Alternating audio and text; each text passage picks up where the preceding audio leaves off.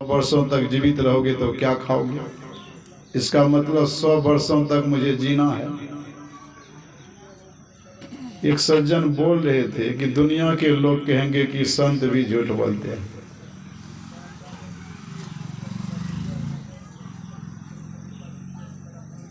तो एक आए गुरु महाराज जी जीवित हो गए और क्या कहने लगे, क्या सोचते हो, मैं ही मर गया, मैं ही 100 वर्ष पूरा करके ही मरेगा।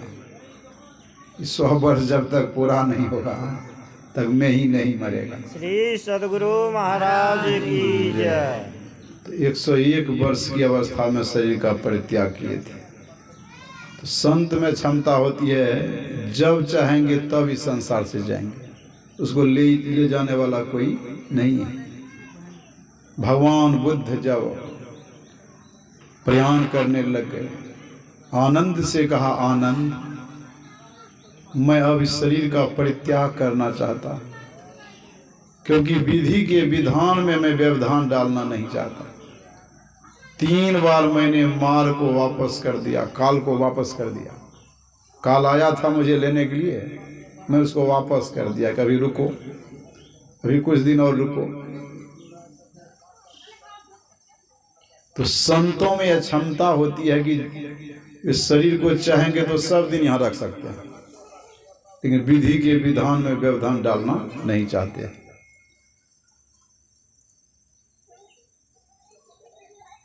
संत 1000 वर्षों तक, लाख वर्षों तक इस शरीर धारण करके संसार में रह सकते हैं, लेकिन वे इस संसार के नियम का पालन करते हैं। तो सज्जनों में सुना रहा था, कोई भी हो इस संसार से उसको जाना पड़ता, चाहे सुंदर शरीर क्यों न हो, सबको इस संसार का परित्याग करना पड़ता। वैशाली की नगर वधू थी आम्रपाली, वैशाली की नगर वधू, लिच्छवी राज में उसका जन्म हुआ था। गरीब घर में जन्म हुआ था, लेकिन सुंदरी थी। वहाँ का नियम था, जो सबसे सुंदर युवती होती थी उसको नगर वधू बनाया जाता था। एक तरह से बेसिया ही समझिए। उसके यहाँ राजा महाराजा लोग ही जाते थे, राजकीय सम्मान उसको प्राप्त था। मतलब उसको लोग बुरी दृष्टि से नहीं देखते थे, मतलब सम्मान के साथ उसको देखा जाता था। इतनी सुंदरी थी कि आज तक उतनी सुंदरी स्त्री का जन्म नहीं हुआ। नगर वधू आम्रपाली बहुत सुंदरी, गरीब घर में जन्म हुआ था। जब वह नगर वधू बन गई तो भोग विलास में लिप्त होने लगी। उसी समय भगवान बुद्ध के समय की यह घटना है, उसके समय की ही बात है। वैराग हो गया था, भगवान बुद्ध इधर उधर भटक रहे थे और संजोग से वैशाली नगरी पहुंच गए भगवान बुद्ध, और आम्रपाली के दरवाजे से होकर के जा रहे थे। आम्रपाली की दृष्टि पड़ गई भगवान बुद्ध के ऊपर। राजा तो थे ही, सुंदर शरीर था, मोहित हो गई। और आम्रपाली कहती है, ऐ तरुण सन्यासी, ऐ तरुण सन्यासी, तुमने कसाय वस्त्र क्यों धारण कर लिया? अरे यह समय तो भोग विलास के लिए है, जवानी भोग विलास के लिए है, और तू कसाई वस्त्र धारण करके दुख सह रहा तू। और मेरे प्रसाद में मैं दुनिया का वह सुख दूंगी कि याद करोगे तुम। भगवान बुद्ध चुप हो गए। भगवान बुद्ध ने कहा, जिस सुख की तुम बात करती हो, उस सुख को तो मैं राजा शुद्धोधन के महलों में छोड़ करके चलाया। भगवान बुद्ध का विवाह हुआ था यशोधरा से, और बहुत सुंदरी थी वह यशोधरा। राजा शुद्धोधन का बेटा भगवान बुद्ध सिद्धार्थ सुंदरी स्त्री से विवाह हुआ, क्योंकि जब उसका जन्म हुआ था तो ज्योतिष ने कहा था, या तो यह चक्रवर्ती सम्राट बनेगा या तो यह महान जोगी बनेगा। उसी समय भविष्यवाणी कर दिया था। तो राजा शुद्धोधन ने क्या किया, एक विशाल महल बनाया, उसमें सारी व्यवस्था कर दी, मतलब उससे निकलना नहीं है, विवाह समय आने पर कर दिया गया। मतलब विवाह के बंधन में जब ये बंध जाएगा तो फिर तो यह जोगी नहीं बनेगा। विवाह के बंधन में जब बंध जाएगा तो जोगी बनेगा। तो पूर्व जन्म का जोगी महात्मा ऐसे बन जाते हैं, पूर्व जन्म का संस्कार से कोई महात्मा बन जाता है, पीछा करता आता है संसार में महात्मा बन जाते हैं। सारे बंधनों को तोड़ दिया वह है, सुंदरी स्त्री को छोड़ दिया वह है, राजपाट पर लात मार करके ईश्वर की खोज में भगवान बुद्ध निकल गए। पापी लोग को सत्संग अच्छा नहीं लगता, गप सप करते रहते हैं।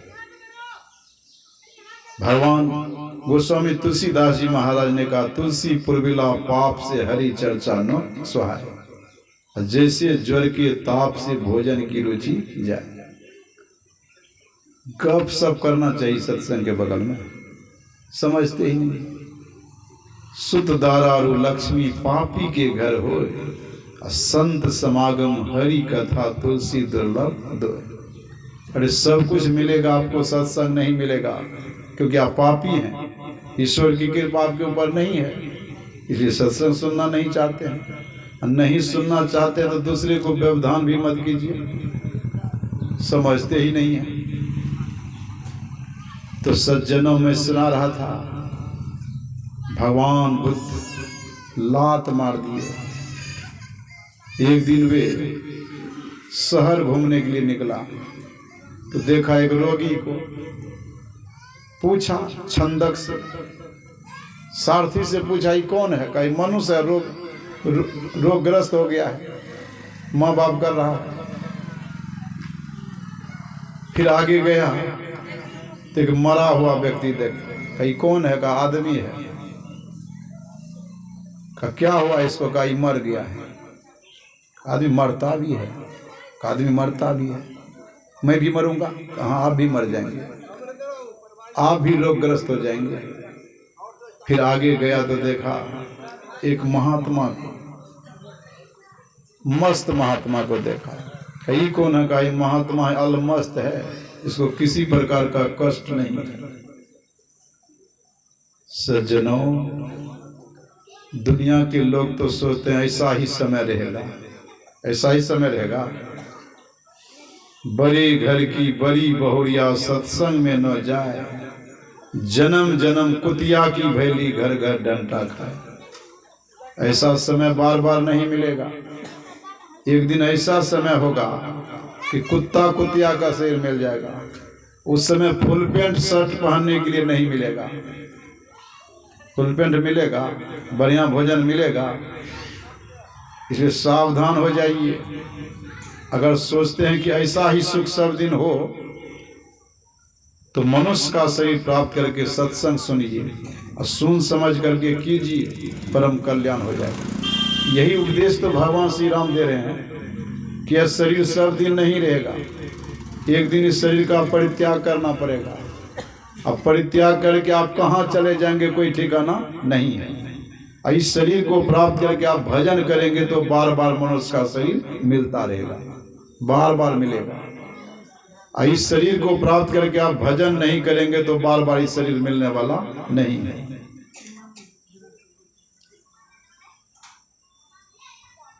आम्रपाली कहती है, ऐ तरुण सन्यासी, इस जवानी को पा करके सुख भोगो। मेरे यहाँ तो बड़े बड़े राजा महाराजा भी इस शरीर को प्राप्त करने के लिए ललायित रहते हैं। मैं तुझे आमंत्रित करता हूं। भगवान बुद्ध ने कहा, भगवान बुद्ध सोचते हैं इसे विषय का बुखार चढ़ा हुआ है,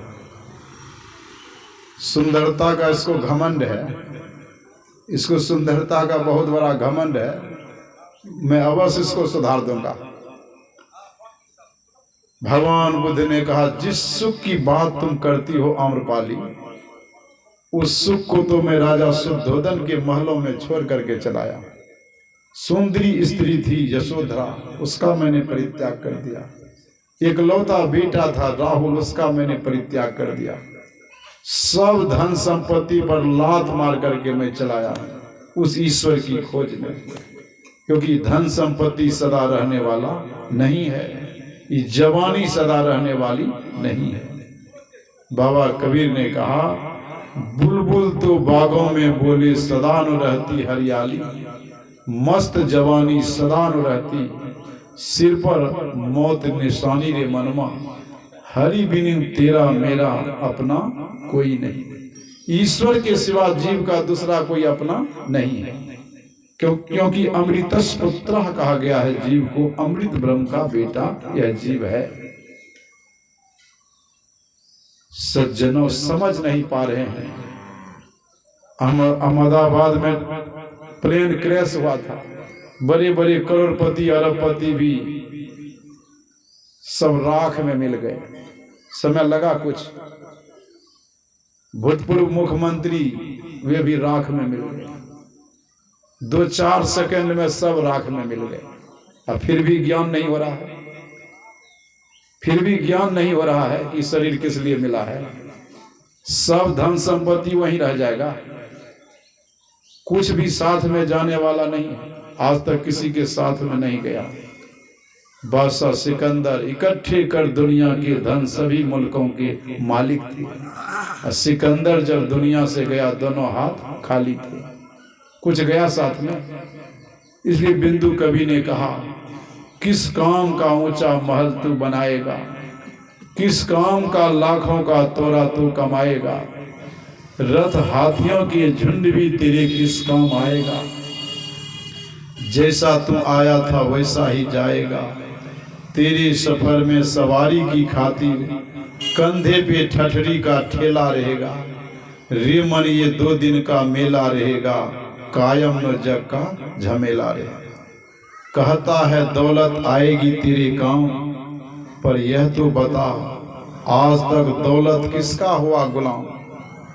समझा गए उपदेश हरिश्चंद्र कृष्ण राम, दौलत तो नहीं रहता, रहता है सिर्फ नाम। यहाँ की संपत्ति रहेगी यहीं पर, कमर में नो अधेला रहेगा, रे मन ये 2 दिन का मेला रहेगा, कायम न जग का झमेला रहेगा। साथी है मित्र गंगा बिंदु पान तक, अर्धांगिनी बढ़ेगी तो मकान तक, सगे संबंधी जाएंगे तो स्मशान तक, बेटा भी हक निभाएगा तो अग्निदान तक। इससे आगे भजन है साथी, भजन के बिना तू अकेला रहेगा, रे मन ये 2 दिन का मेला रहेगा, कायम न जग का झमेला रहेगा। ये 2 दिन का मेला है संसार, 2 दिन का जग में मेला, सब चला चली का खेला। आए हैं सो जाएंगे राजा रंग फकीर, एक सिंहासन चढ़ी चले एक बंधे जात जंजीर। का जो भी आए हैं सब कोई संसार से जाना पड़ेगा, लेकिन जाने जाने में फर्क है। एक सिंहासन पर बैठ करके जाएंगे और दूसरा जंजीर में बंद करके जाएंगे। तो कौन सिंहासन पर बैठ करके जाएंगे? नर वपुधर जो जन नहीं, गुरु के जम के मार्ग जाएंगे। मानव का शरीर प्राप्त करके जो गुरु के शरण में चला गया है, उसे देवदूत लेने के लिए आएंगे और सिंहासन पर बिठा करके स्वर्ग ले जाएंगे। और जो मानव का शरीर प्राप्त करके गुरु के शरण में नहीं गया, जमदूत आएगा उसको पकड़ने के लिए, और जम बंधन में बांध करके घसीटते हुए उसको नरक ले जाएगा। यही जाने जाने में फर्क है। मृत्यु निश्चित है।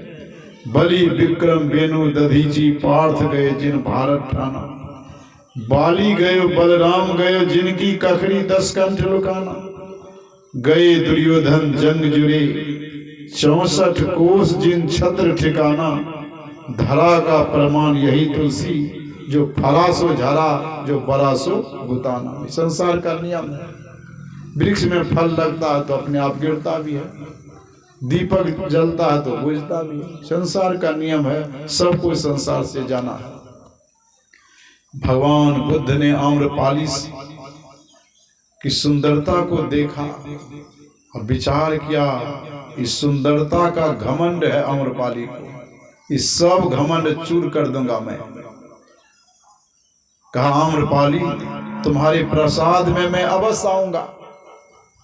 आम का एक सुंदर फल दिया उसको, कहा इसको सुरक्षित तुम रखना, कुछ दिनों के मैं बाद में आऊंगा भोजन करने के लिए तुम्हारे प्रसाद में। आम का फल दे दिया, कह दिया इसको रखना सुरक्षित, खराब नहीं हुई। तो मंजूसा में रख दिया, जैसे हम लोग अभी फ्रिज में रखते हैं। उस समय भी साधन था कि आम सुरक्षित रहे, इसके लिए उस समय भी व्यवस्था था, प्राकृतिक व्यवस्था, आम खराब नहीं होता था। लेकिन बहुत दिन में तो फ्रिज में भी सड़ जाता है। कुछ दिनों के बाद भगवान बुद्ध जब वापस आए तो चले गए आम्रपाली के प्रसाद में। तो आम्रपाली खुश हो गई। उस समय मैंने जब इस तरुण सन्यासी को कहा था तो मेरे दरबार में नहीं आया, जबकि राजा महाराजा लोग भी आने के लिए तरसते हैं यहाँ पर। इसको मैंने ऑफर दिया था, फिर भी ठुकरा दिया। अपने आप आज आया ऊंट पहाड़ के नीचे। वह तो समझ रही है कि आज आया है ऊंट पहाड़ के नीचे। अब भगवान बुद्ध तो उसको ज्ञान देने के लिए गए थे। भगवान बुद्ध को आए हुए देख करके आम्रपाली खुश हो गई। बैठने के लिए दिया, बिछावन दिया, आओ आओ तरुण सन्यासी। उस समय जब मैंने कहा था तो उस समय मेरी बात को नहीं माने, आज स्वयं आए हो। भगवान बुद्ध ने कहा आम्रपाली मैं स्वयं आया हूं, मैंने जो आम दिया था वह आम मुझे दे दो। तो आम्रपाली गई अंदर, मंजूसा से आम निकाल करके दी भगवान बुद्ध के हाथों में। भगवान बुद्ध ने आम को हाथ में लिया, देखा आम सड़ गया था। आम सड़ गया था। सड़ा हुआ आम लेकर के भगवान बुद्ध उसको निहार रहे हैं। आम्रपाली कहती है क्या देख रहे हो सन्यासी, यह आम तो सड़ गया, इसको क्या देख रहे हो। तो भगवान बुद्ध प्रवचन सुनाने लगे, ज्ञान उपदेश देने लगे उसको। कई सुंदर फल था, मीठा फल था, और इसको मंजूसा में संजो करके तुमने रखा, फिर भी असुरक्षित नहीं रखा। सुंदर फल सड़ गया है, गल गया है। का ठीक इसी प्रकार से तुम्हारा शरीर जो सुंदर है, ये खूबसूरत जो तुम हो, एक दिन यह सड़ जाएगा, गल जाएगा, सड़ जाएगा और गल जाएगा एक दिन।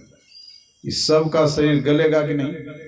सुंदरता का लोग घमंड करते हैं, धन का घमंड करते हैं, पद प्रतिष्ठा का लोग घमंड करते हैं। रावण भी घमंड करता था। एक शीश का मानवा करता बहुतक हीस, लंकापति रावण गए 20 भुजा 10 शीश। एक शीश का मानव घमंड करता है और 10 शीश वाला रावण इस संसार से चला गया। कुछ गया उसके साथ में। 1 लाख पुत 1.25 लाख नाती, तारा बन घर दिया नो बाती। सोने की लंका बनी भई धूल की धानी रे, सोई रावण की साहिबी छिन माही बिलानी रे। कुछ रहा रावण के पास में, कुछ गया साथ में, कुछ नहीं गया। आम्रपाली ये सुंदर आम था, ये सड़ गया और गल गया। ठीक इसी प्रकार से तुम्हारा सुंदर शरीर भी एक दिन सड़ जाएगा, गल जाएगा। कहा लेकिन इसमें जो गुठली है, ये गुठली सड़ा गला नहीं है। इस गुठली से फिर आम का वृक्ष बन सकता है, इसमें क्षमता है। कहा तुम्हारा शरीर सड़ जाएगा, गल जाएगा, लेकिन तुम्हारे अंदर में जीव रूपी गुठली जो है वो सड़ने गलने वाला नहीं है। ये गुठली सड़ने वाला नहीं है। गुठली को जमीन में जब मैं गाड़ दूंगा तो यह भी एक पौधा का रूप धारण करके विशाल वृक्ष बनेगा, फिर इससे सुंदर फल भी मिलेगा।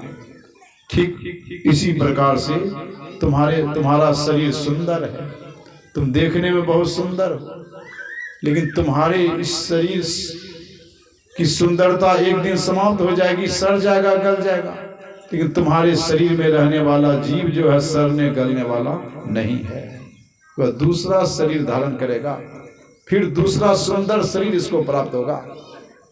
ये गलता सड़ता नहीं है। ज्ञान हो गया आम्रपाली को, क्या घमंड करती हो सुंदरता का। उसी समय ज्ञान उपदेश को सुन करके आम्रपाली भगवान बुद्ध के दोनों चरणों को पकड़ करके लिपट गई। भगवान मुझसे गलती हो गई, मुझे आप क्षमा करें। भगवान बुद्ध के शरण में जाकर के वह बौद्ध भिक्षुणी बन गई, साधना करने लग गई, ध्यान भजन करने लगी। तो ज्ञान उपदेश को सुन करके ज्ञान हो जाता है। विषय भोग में लिप्त मानव विषय का त्याग करके परमात्मा का भजन करना वह शुरू कर देता है, क्योंकि परमात्मा का भजन करने के लिए ही परमात्मा ने मनुष्य का शरीर दिया है। भगवान राम कहते हैं इस शरीर की क्या विशेषता है, सुन लो। साधन धाम मोक्ष कर द्वारा पाई न जेहि परलोक सब। यह शरीर साधनों का धाम है और इसमें मोक्ष का द्वार लगा हुआ है। कहां पर है? दोनों आंखों के मध्य में मोक्ष का द्वार है। इसको दशम द्वार कहते हैं। इसी को भगवान राम ने मोक्ष का द्वार कहा। मुक्ति का द्वार यही है, यहीं पर मुक्ति का द्वार है। इसी में प्रवेश कर जाइए, बस परमात्मा को प्राप्त कर लीजिए, मोक्ष को प्राप्त कर लीजिए, मुक्ति को प्राप्त कर लीजिए। किसी भी धर्म संप्रदाय में आपको यह ज्ञान नहीं मिलेगा। एक रामानंदी महात्मा से मैंने पूछा था, मोक्ष का द्वार किधर लगा हुआ? भगवान राम ने कहा उनका ठौना में मोक्ष का द्वार है।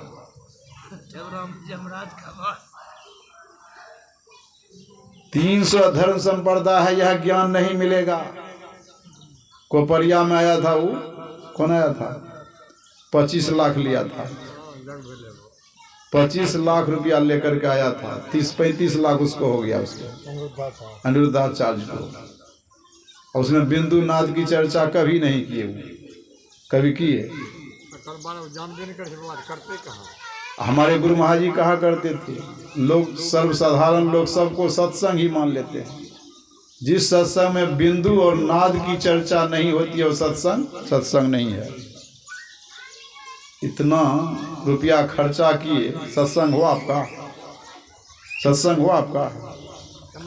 कितने मांसाहारी को दीक्षा दे दिए, कल्याण होगा उसका कभी?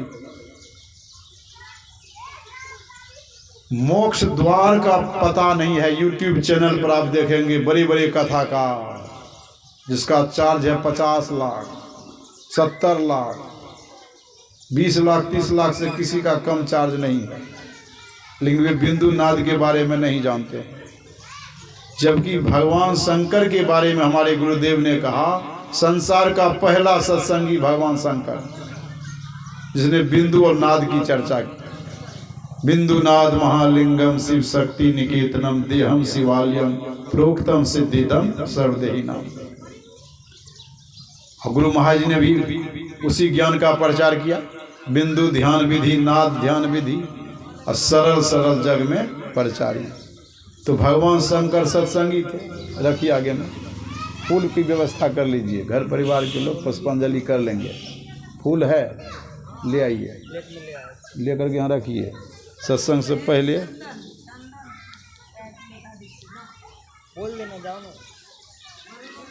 श्री सद्गुरु महाराज की जय। दोनों आँखों के मध्य जो स्थान है, इसको त्रिवेणी संगम भी कहते हैं। त्रिवेणी संगम गंगा जमुना सरस्वती का संगम है यहाँ पर। इसी को त्रिनेत्र भी कहते हैं। भगवान शंकर ने इसको त्रिनेत्र कहा। इसको दशम द्वार भी कहते हैं, योग हृदय केंद्र बिंदु भी कहते हैं। इसी को भगवान ने मोक्ष का द्वार कहा है, भगवान राम ने। अब भगवान शंकर ने क्या कहा? सिरह कपाली रुद्राक्ष विवरण, इसको रुद्राक्ष भी कहा। दोनों आंखों के मध्य में जो स्थान रुद्राक्ष है। और रुद्राक्ष का मतलब जानते हैं? रुद्र मतलब भगवान शिव, अक्ष मतलब आंख। भगवान शिव की आंख है तीसरी आंख का उन्मेष सर्वप्रथम भगवान शंकर ने ही किया था। तब शिव तीसर नयन उघारा, कामदेव को जला करके राख कर दिया। ये त्रिनेत्र है। यहाँ पर भगवान शंकर के पास 3 आंखें हैं, अब भगवान शंकर के भक्त के पास 2 आंखें हैं। अब फिर भी कहते हैं भगवान शंकर का मैं भक्त हूँ। कैसे भक्त हैं? भगवान शंकर ने कहा सिर है, इसको सिर कहते हैं। इस सामने का भाग जो है कपाल का, इसके बीच में रुद्राक्ष है। रुद्राक्ष, लोग रुद्राक्ष की माला पहनते हैं ना हाथ में वो है दोनों आंखों के मध्य में रुद्राक्ष। अब पहनते लोग हाथ में, है दोनों आंखों के मध्य में। भगवान शंकर ने कहा, शिव संहिता को पढ़ लीजिए, उसमें लिखा हुआ है, यहीं पर है रुद्राक्ष। ये कलयुग के लोग क्या करेंगे, कुछ दिन में पैर में पहनेंगे रुद्राक्ष को। ये रुद्राक्ष की माला पहनेंगे पैर में, है रुद्राक्ष जानते ही नहीं है, ज्ञान ही नहीं है। भगवान शंकर ने क्या कहा, ज्ञान ही नहीं है। भगवान शंकर ने कहा संत समागम से बढ़कर संसार में दूसरा कोई लाभ नहीं है। अब भगवान शंकर के भक्त क्या कहते हैं, सत्संग में जाने की कोई आवश्यकता ही नहीं है, होगा कल्याण। भगवान शंकर सत्संग जाते थे। कहा घुसुंडी जी महाराज जब सत्संग सुनाते थे, बढ़तर का हरि कथा प्रसंगा आवहि सुनहि अनेक विहंगा। पक्षी लोग जाते थे सुनने के लिए, तो भगवान शंकर भी हंस का रूप धारण करके गए थे सुनने के लिए। त्रेता युग में भी कुंभल ऋषि के आश्रम में सती के साथ में भगवान शंकर गए थे सत्संग सुनने के लिए। भगवान श्री राम का राज्याभिषेक कार्यक्रम हुआ था, तो उस समय भगवान ने कहा आज मेरा शुभ दिन है, राजगद्दी पर बैठा हूँ, कुछ मांग लीजिए। तो भगवान शंकर ने क्या मांगा, बार बार वर मांगो हरसी देहु श्री रंग, पद सरोज अनपायनी भक्ति सदा सत्संग। हे प्रभु अगर देना ही चाहते हैं तो आप अपनी अनपायनी भक्ति दे दीजिए और मुझे बराबर सत्संग मिलता रहे, यह वरदान दे दीजिए। और बार बार मैं मांगूंगा, अब बार बार आप दीजिए। समझते ही नहीं भगवान शंकर के भक्त। ये ऐसे भक्त हैं, संडे हो या मंडे रोज खाइए मुर्गा मांस अंडे। शिव जी का नाम लेते रहिए। और शिव जी 87,000 वर्षों तक ध्यान में लीन हो गए, तब उस ब्रह्म को प्राप्त कर लिए। 87 मिनट भी बैठना नहीं चाहते, कहते मैं शिव जी का भक्त हूँ। अब कैसे भक्त हैं? भगवान शिव ने कहा शरीर ही शिवालय है, शिव मंदिर है, तो फिर मुर्गा मांस इसमें क्यों डाल रहे हैं आप? शिव मंदिर में कभी मुर्गा मांस चढ़ाएं आप? गांव में भी तो शिव मंदिर होगा, है कि नहीं? इस गांव में शिव मंदिर में कभी मुर्गा चढ़ाए? मुर्गा का मांस पठवा का चढ़ा होगा, चढ़ता है नहीं? तो वहां पर क्या चढ़ता है? पान फूल प्रसाद गंगा जल बेलपत्र चढ़ता है कि मांस मुर्गा चढ़ता है? भगवान शिव ने कहा इस शरीर जो है शिव मंदिर है, तो इस शिव मंदिर में क्या मांस चढ़ाना चाहिए, मुर्गा चढ़ाना चाहिए, मछली चढ़ाना चाहिए? और जो चढ़ाएगा, मान लिया जाए आपके गांव में कोई शिव मंदिर में जाकर के मछली चढ़ा दे, तो लोग क्या कहेगा? ये पापी है। पापी है कि नहीं? अब भगवान मनु ने कहा जो दूसरे के मांस द्वारा अपने मांस को बढ़ाने की इच्छा मात्र करता है वह दुनिया का 1 नंबर पापी है। उस पापी से बढ़कर के दुनिया में दूसरा कोई पापी ही नहीं है जो कि शिव मंदिर में मांस डालता है। इस शरीर शिव मंदिर है, ठाकुर बाड़ी है। भगवान शंकर ने अपने मुखारबिंद से कहा बिंदुनाद महालिंगम विष्णु लक्ष्मी निकेतनम देहम विष्णुवाल्यम प्रोक्तम सिद्धिदम सर्वदेहिनम। ब्रह्मा जी को उपदेश दिया था भगवान शंकर ने, हे ब्रह्मा जी, मानव का शरीर ही शिवालय है, विष्णु लक्ष्मी का घर है। इस शरीर को ठाकुर बाड़ी कहते हैं। सभी प्राणियों को इसमें सिद्धि मिलती है। एक जगह और शिव जी की वाणी है, ब्रह्मांड लक्षणम सर्वदेह मध्य व्यवस्थितम साकार स्व विनश्यंति निराकारो नो नश्यति। इस शरीर में संपूर्ण ब्रह्मांड है, साकार का नाश हो जाता है, निराकार का नाश नहीं होता है। साकार जिसका आकार प्रकार है नाश हो जाता है, निराकार जीव है उसका नाश कभी नहीं होता है। दियस्था सर्व विद्याश्च दियस्था सर्व देवता दियस्था सर्व तीर्थानि गुरु वाक्य लभ्यते। का इस शरीर में सभी देवी देवताओं का निवास है। देवी देवता की पूजा करते हैं हम लोग, और सबका निवास यही है। कहाँ पर है? आँख के नीचे नौ द्वार में, नरक में सबका निवास है। क्योंकि तन के नव द्वार में भरा घोर अंधकार, अंधकार में ही देवी देवताओं का निवास है। आँख के ऊपर प्रकाश है, यहाँ परमात्मा का निवास है। प्रकाश में आपको परमात्मा दिखाई पड़ेगा। शरीर के अंग प्रत्यंग में देवी देवताओं का निवास है।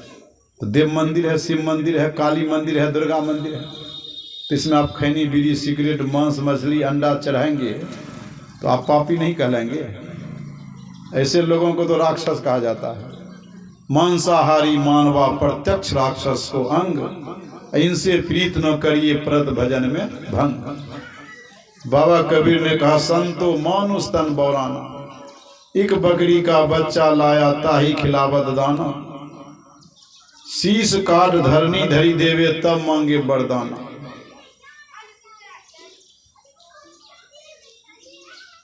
जार फूक कोयला कर दी है अब घर घाट नहाना। बाहर से एक मुर्दा लाया नून तेल घी साना। ता मुर्दे की बनी रसोई रसोई घर घर करत बखाना। संतो मानुष तन बौराना। कहे कबीर सुनो भाई साधो यह पद है निर्वाणा। जो या पद को अर्ध लगावे पहुंचे मूल ठिकाना। का मानव का शरीर प्राप्त करके मानव बौरा गया है। जो शिव मंदिर में मुर्गा चढ़ाता है, जो दुर्गा मंदिर में पठवा चढ़ाता है, बौरा गया मानव। लोग क्या करते हैं? मुंडन के अवसर पर दुर्गा मंदिर में जाकर के पठवा हलाल करा देता है और दुर्गा मैया के सामने वरदान मांगता है, हे मैया दुर्गा मेरे बच्चों का कल्याण कर दीजिए। कल्याण होगा कभी? अपने पुत्र का मुंडन और दूसरे के पुत्र का संपिंडन होगा कल्याण? अपने पुत्र का मुंडन और दूसरे के पुत्र का संपिंडन होगा कल्याण कभी? समझ ही नहीं रहे हैं, समझते नहीं हैं। इस सबों में ईश्वर का ही वास है। भगवान श्री राम ने कहा अखिल विश्व मम उपजाया, सब पर मोही बराबर दया। पूरे विश्व ब्रह्मांड को मैंने उत्पन्न किया है, सब पर दया दृष्टि बराबर ही है। मुर्गा पर भी उतना ही है, कबूतर पर भी उतना ही दृष्टि दया दृष्टि है। समझ ही नहीं पा रहे हैं, समझते ही नहीं है। संत मत का ज्ञान कितना अनमोल ज्ञान है। इस ज्ञान को जीवन में उतार लेंगे तो परम कल्याण हो जाएगा।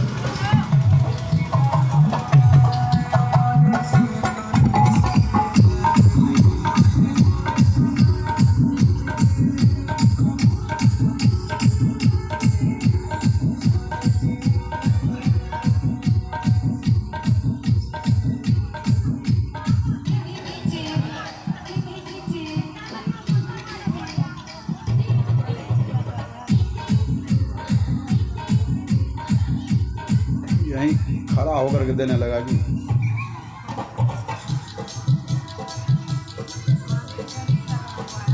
श्री सद्गुरु महाराज की जय। यह मनुष्य का शरीर देवालय शिवालय ठाकुर बाड़ी है। इसमें जो मांस मछली डालता पापी कहलाता है। इसलिए इसमें मांस मछली अंडा शराब नहीं डालना चाहिए, और नहीं तो हानि में चले जाएंगे। बाबा कबीर ने कहा मीन मांस का करे आहारा, 64 जन्म गिद्ध अवतारा। जो मांस मछली का भोजन करते हैं 64 जन्मों तक उसको गिद्धवा के शरीर में जाना पड़ता है। किसी भी प्रकार से मांस मछली मानव का भोजन नहीं है। बाबा कबीर ने तो यहाँ तक कह दिया कि घर परिवार के लोग जब मर जाते हैं तो लोग उसे श्मशान घाट में जलाते हैं, और जला करके जब घर प्रवेश करते हैं तो उसे लोहा छूना पड़ता है, आग छूना पड़ता है नियम के अनुसार, तब घर में प्रवेश करते हैं। और शुद्ध होने के लिए पंडित जी को बुलाना पड़ता है, तिलहन सतलहन नखवा श्राद्ध संपिंडन करना पड़ता है, और संपिंडन के बाद मरवा माछ चलता है कि नहीं। तो बाबा कबीर ने कहा स्टैंडर्ड मुर्दा को जला दिया, स्टैंडर्ड मुर्दा मानव का शरीर जला दिया, अब बाहर से एक मुर्दा लाया, माने इस मुर्दा को जला दिया, दूसरा मुर्दा लाया, नहीं घर का मुर्दा जला दिया, बाहर का मुर्दा लाया, खाया पका करके। अब देखिए विचार कीजिए, मुर्गा का गला काटेंगे तो वह भी मुर्दा हो जाएगा, अब बकरा का गला काटेंगे तो वह भी तो मुर्दा ही हुआ, आदमी का गला काट दीजिए भी मुर्दा है, अब बकरा का गला काटेंगे वह भी तो मुर्दा है, अब मछली का भोंटी निकाल देंगे तब वह भी मुर्दा हुआ कि नहीं, वह भी मुर्दे है। इसलिए बाबा कबीर ने कहा घर का मुर्दा श्मशान घाट में जला दिया, स्टैंडर्ड मुर्दा, और छुछुंदर मुर्दा को घर में ला करके पकाया, बाहर से एक मुर्दा लाया, नून तेल घी साना, अब ता मुर्दे की बनी रसोई घर घर करत बखाना, बड़ा स्टैंडर्ड पैखाना बना है। बताइए मछली क्या खाती है? पैखाना। मछली क्या खाती है? पैखाना। मछली से बढ़िया तो पैखाना को तर करके खाना चाहिए, मछली से बढ़िया पैखाना तर करके खाइए, अच्छा लगेगा, स्वादिष्ट। विचार कीजिए मछली क्या खाती है? नदी बगल में है कि नहीं? नदी देखें कभी? नदी में मुर्दा सड़ जाता है, गल जाता है, पिल्लू खदखद करता है, मछली खा जाती है। पैखाना कीजिए मछली खा जाएगी, थूक फेंकिए मछली खा जाएगी। कभी नाव से सफ़र किए हैं कि नहीं? थूक फेंकिए पानी में, चट से मछली खा जाएगी। पैखाना कीजिए मछली खा जाएगी। कोरोना काल में कितने मुर्दा को नदी में भसा दिया गया, मछली खा गई उसको, और वही मछली को हम लोग लाते हैं, उसको बना करके खाते हैं। ये मानव, बताइए मानव है ये तो पैखाना खाने वाला मानव है। इसको सुअर कह सकते हैं, क्योंकि कहा यह कुकर की खान है, ये कुत्ता का भोजन है। मांस मछली क्या कुत्ता का भोजन है, मनुष्य का भोजन नहीं है। कहा यह कुकर की खान है, मानुष देह क्यों खाए, मुख में आमिख मेलता नरक परे सो जाए। कहीं तो कुत्ता का भोजन मानव अगर करता है तो मुंह में मैला लेकर के सीधा नरक जाएगा वो, उसको कोई बचाने वाला दुनिया में कोई नहीं मिलेगा। इसलिए मानव को सुअर भी कह दिया। एक सुभाषितकार ने सुअर कहा मानव को, कारण कि सुअर भी पैखाना खाता है और मानव भी पैखाना खाता है, तो मानव और सुअर में क्या अंतर है? कोई अंतर है? कई संसार में 4 प्रकार के सुअर रहते हैं, 4 प्रकार के सुअर। पहला सुअर पंख दियो है, मुर्गा नाम धराई, और गली गली भ्रमण करके गली की करत सफाई। जग में 4 सुअर रे भाई, जग में 4 सुअर रे भाई। कई संसार में 4 प्रकार के सुअर रहते हैं, मतलब पैखाना खाने वाला सुअर कहलाता है। तो मुर्गा मुर्गी भी पैखाना खाता है, इधर उधर कीड़ा मकोड़ा पैखाना सब मुर्गा खा जाता है, मुर्गी खा जाती है। कहीं इसको भी सुअर ये कहा, पहला सुअर है। ईश्वर के पास पंख है, ईश्वर के पास पंख है। मुर्गा पैखाना खाता है, कीड़ा मकोड़ा खाता है। का एक दूसरा भी सुअर है, दूजा सुअर दुर्गंध भरा है, मछली नाम कहाई, और जल के भीतर घूम घूम के जल की करत सफाई। का दूसरा स्वर कहा मछली को, मछली जल में रहती है और जल की सफाई करती रहती है। पैखाना उसमें डालिए और चट से मछली साफ कर देगी, थूक फेंकिए मछली साफ कर देगी। इसलिए उसको सुअर ही कह दिया। एक सुअर जल में भी रहती है, एक जल में रहने वाला सुअर मछली है, वो भी पैखाना खाती है। का एक तीसरा सुअर जो गांव घर में हम लोग देखते हैं, डोम के पास सुअर रहता है, का तीजे स्वर की बात न पूछो, सुअर नाम कहाई। सुंदर वस्तु की ओर न देखे, मलबुष्टा ही खाई। जग में चार स्वर रे भाई, जग में चार स्वर रे भाई। कई स्वर भी, जो स्वर गांव घर में रहता है, इस स्वर के आगे में पूरी तरकारी दे दीजिए, रसगुल्ला, अब बगल में पैखाना रख दीजिए, तो सुअर पहले पैखाना खाएगा, तो दाल भात तरकारी जल्दी नहीं खाएगा, क्योंकि उसको पैखाना खाने की आदत है। उसको पैखाना खाने की आदत है तो पैखाना न खाएगा। कहा एक चौथा स्वर और है, एक स्वर कहा और है, कहा चौथे स्वर को तुम खुद पहचानो, मुझसे कहा न जाए। का लड़ाई झगड़ा भी हो सकता है, अगर किसी मनुष्य को सुअर कह दूंगा तो झगड़ा भी हो सकता है। कहा खुद पहचान लो, चौथे स्वर को तुम खुद पहचानो, मुझसे कहा न जाई। ये मानव तो बड़े उपकारी, तीनों की करत सफाई। जग में चार स्वर रे भाई, जग में चार स्वर रे भाई। कई दुटंगा स्वर मानव जो है सब स्वर को साफ कर देता है। मुर्गा स्वर भी चट कर देता है, मछली स्वर भी चट कर देता है, इस स्वर को भी चट कर देता है। सब स्वर को साफ करने वाला दुटंगा स्वर है। इस समझ लीजिए दुटंगा स्वर है। इस सुअर का भोजन करना छोड़ दीजिए, क्योंकि ये शरीर देवालय है, शिवालय है, ठाकुर बाड़ी है। इसमें खैनी बीड़ी सिगरेट अगर डालते हैं तो आप रावण वंश के हैं, क्योंकि रावण मांस मछली खाता था, भगवान श्री राम नहीं खाते थे। भगवान श्री कृष्ण नहीं खाते थे मांस मछली, माखन खाते थे भगवान श्री कृष्ण। और राम भगवान कंद मूल फल खा करके 14 वर्षों का जीवन बिताए थे। और रावण के बारे में लिखा हुआ महिष खाए मदरा पाना, रावण भैंसा खाता था, शराब पीता था। तो जो मांस मछली खाता है, शराब पीता है, तो रावण के वंशज हैं, तो राम के वंशज नहीं हो सकते, वो कृष्ण के वंशज नहीं हो सकते। ये लोग जो हैं रावण के वंशज हैं। इसलिए कहा मांस मछली तो राक्षस का भोजन है, मानव का भोजन नहीं है। यह शरीर देवालय शिवालय ठाकुर बाड़ी है, इसमें मांस मछली अंडा शराब चढ़ाना बंद कर दीजिए। पान फूल प्रसाद जिस प्रकार हम लोग मंदिर में चढ़ाते हैं, उसी प्रकार इस मंदिर में भी पान फूल प्रसाद रसगुल्ला काजू किशमिश छुआरा बादाम सब इसमें चढ़ाइए।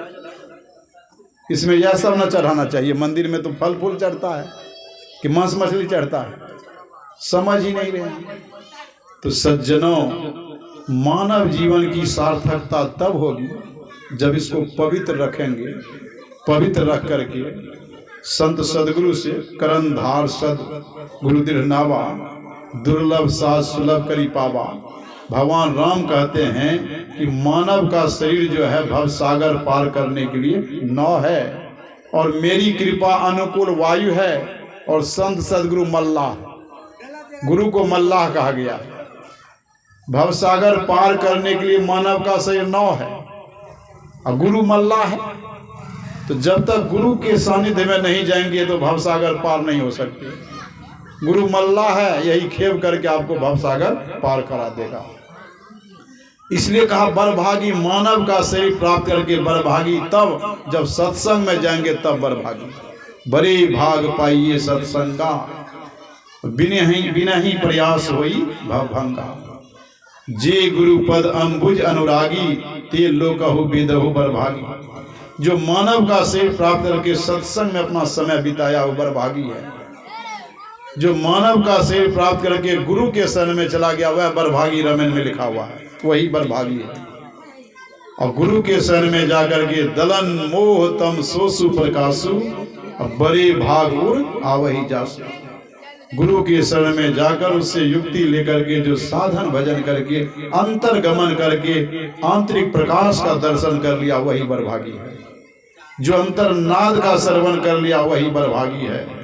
सज्जनों, इस शरीर को प्राप्त करके हम लोग सच्चे सदगुरु के सानिध्य में जाकर उनसे सदयुक्ति प्राप्त करके परमात्मा का भजन करें। इसी में इस मानव जीवन की सार्थकता और सफलता होगी, नहीं तो हमारा जीवन बर्बाद हो जाएगा, 84 के चक्र में भटकना पड़ेगा। इसलिए इस शरीर को पाकर के गुरु के शरण में चले जाइए, उससे युक्ति लेकर के परमात्मा का भजन कीजिए। तो ये आज का सत्संग हमारे परम श्रद्धेय राजकुमार बाबू अपने दादी के श्राद्ध कर्म के उपरांत इस सत्संग का आयोजन करवाए हैं, और इस सत्संग के माध्यम से ही जीव का कल्याण होता है। धुंधकारी का उद्धार हुआ, धुंधकारी